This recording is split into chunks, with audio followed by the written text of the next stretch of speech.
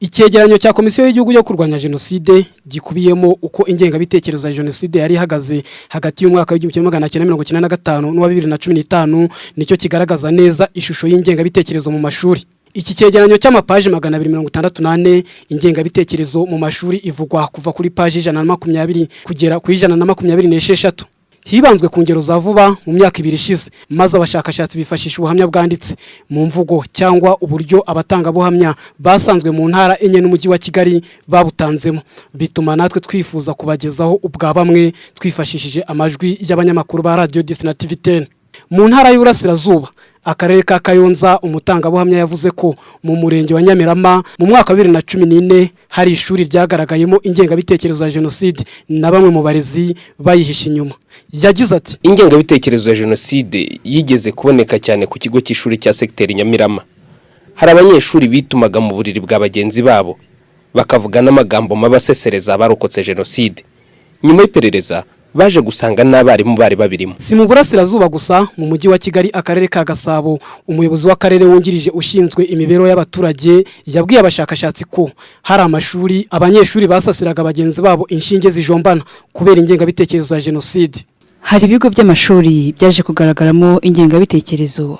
Hari abanyeshuri bateraga amazi ku buriri bagashyira inshinge mu buriri bw'abagenzi babo. Muri Gasabo kandi uhagarariye umuryango Ibuka, umuryango urengera inyungu z'abarokotse Genocide, yavuze ko hari amashuri yagaragayemo impapuro bita tract zivuga ko abatutsi badasa n'abandi ku mazuru, ku ntoki n'ahandi mu bice by'umubiri bagaragaza. Naho mu ntara y'Uburengerazuba, akarere ka Ngororero, abatanga buhamya babwiye abashakashatsi ko hari abanyeshuri banditse tract zavugaga ko abatutsi ari babi. Muri ako karere umunyeshuri yihereranye mugenzi we maze aramubwira ngo Genocide igarutse niwe naheraho. Mu cyegeranyo cya Komisiyo y'Igihugu yo kurwanya Genocide hanagaragara ubundi buhamya bw'abatanga ingero z'ingengabitekerezo mu mashuri amwe namwe abanza n'ayisumbuye mu turere twa Rusizi, Musanze na Gicumbi.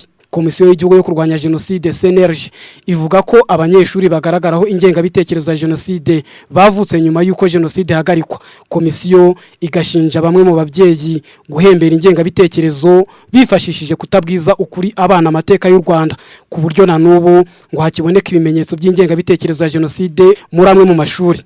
Vuba hangaha rwose hatari cyera cyane umwana we muri primaire yishe undi.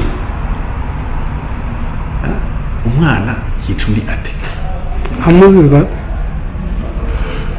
urebye usanga mu zingenge bitekerezo niho nyine ureba uti nk'uwo mwana hari n'ibyageze kwa mu mashuri ya secondaire mu myaka ishize, ukibaza uti uwo mwana ibyo bintu by'ingenge bitekerezo abifite kubera iki?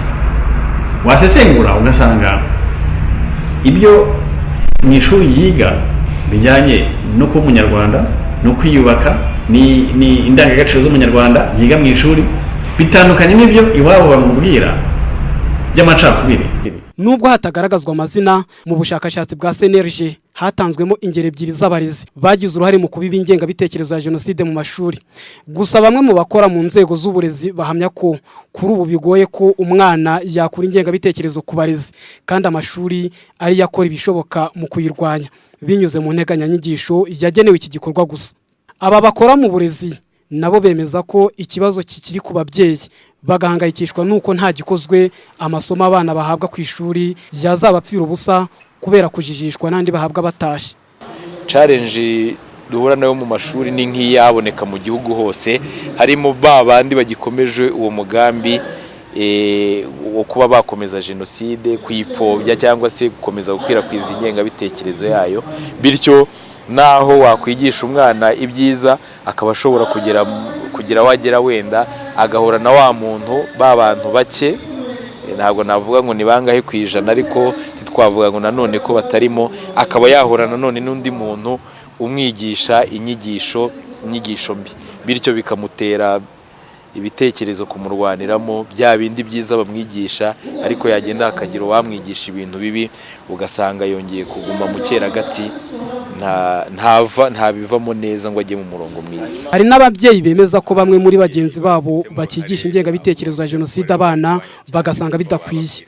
Ni mu gihe kuva jenoside yahagarikwa mu 1994 leta y'u Rwanda yashyize ingufu nyinshi mu gusobanura ingengabitekerezo ya jenoside, gukangurira abantu kuyireka no guhana abo igaragayeho. Bafungwa imyaka iri hagati y'5 n'9 bakanacibwa ihazabu y'amafaranga kuva ku 100,000 kugera kuri 1,000,000. Cyakora mu mashuri abanza n'ayisumbuye Komisiyo y'Igihugu ishinzwe kurwanya jenoside ivuga ko kuba abagaragaraho ingengabitekerezo ya jenoside baba bataruzuza imyaka ibemerera kugezwa mu nkiko bituma leta ihitamo gukomeza kubigisha cyangwa bakajyanwa mu bigo ngororamuco. Nta gihano mu giteganywa n'itegeko gihari ku munyeshuri, kandi ikindi cya kabiri ntago umunyeshuri agaragaraho ingengabitekerezo ngo hito ku kanya uvuga ngo ugiye ngo guhana. Ugombye kumenya ivahe. Ibyo ngibyo ni nko kuvuga ngo ugiye kuvura indwara utaramenya icyitera. Rero nabo bana mvuga ntabwo twebwe twahita tureba ngo umwana ngo akoze ngo ikintu kiri scandal, no. Nuko kubanza kureba biravahe, then akoze iki, then yagororwa ati. Aho niho turi, kuko twemera ko umuntu agororwa kandi agakira. Kugera ubu mu bigo ngororamuco 2 byoherezwamo abana bagaragayeho imyitwarire cyangwa ibikorwa binyuranije n'indangagaciro z'ubunyarwanda, nta mwana uragororerwa yo kubera ingengabitekerezo ya jenoside nk'uko Komisiyo y'Igihugu yo kurwanya jenoside bivuga.